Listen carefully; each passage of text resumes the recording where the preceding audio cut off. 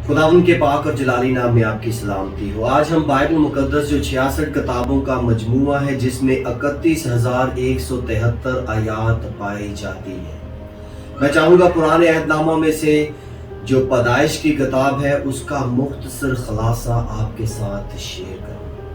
जब हम पैदाइश की किताब को देखते हैं वो 50 बापों पर मुश्तमिल है और उसमें बहुत सी कहानियाँ, वाक़यात और ऐसे हालात पाए जाते हैं जो बहुत ही ज़बरदस्त और संगीन और काबिले तारीफ़ और सीखने के लायक हैं।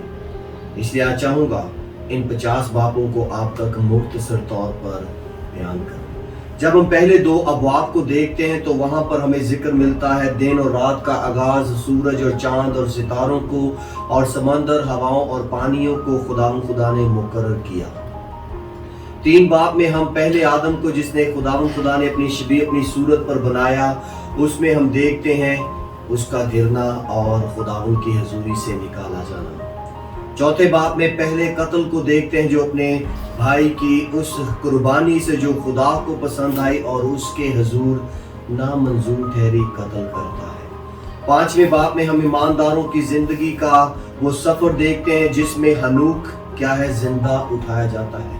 6ठे बाब में फरिश्तों के गिराए जाने के बायस जो इस जमीन पर गुनाह बढ़ गया और उनसे जो नस्ल पैदा हुई जिसे जबार या नेफलीम कहते हैं, और 7, 8 और 9 बाब को देखते हैं तो उसमें हम तूफान नूह के दुरानिया हर एक वो हालात जो पैदा हुए सब कुछ किया गया सीखने को मिलता है।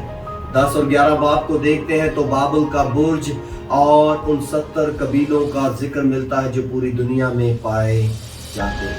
12वें बाब से लेकर 36वें बाब तक हम बाब इब्राहिम, इसहाक, यकूब की कहानी, वाक़यात, उनका तर्ज़े हयात जानते हैं।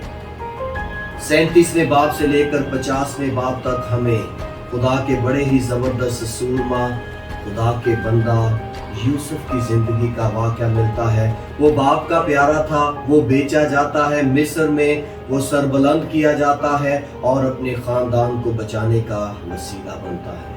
ये बात 50 बाप आपके लिए उम्मीद है जो मुख्तसर तौर पर बयान किए गए हैं, बायस बरकत होगी। खुदावंद आपको बरकत दे, भूलना नहीं। JMC की